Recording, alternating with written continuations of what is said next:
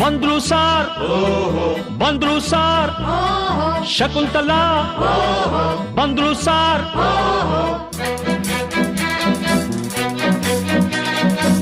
ನೀನಾ ಶಕುಂತಲಾ ಅಲ್ಲ ನನ್ ಶಶಿಕಲಾ ಯಾರನ್ನ ನೋಡ್ಬೇಕು ನಿಮ್ಮನ್ನೇ ನೋಡ್ಬೇಕು ಏನಾಗ್ಬೇಕಾಗಿತ್ತು ಅಡ್ಮಿಟ್ ಆಗ್ಬೇಕಿತ್ತು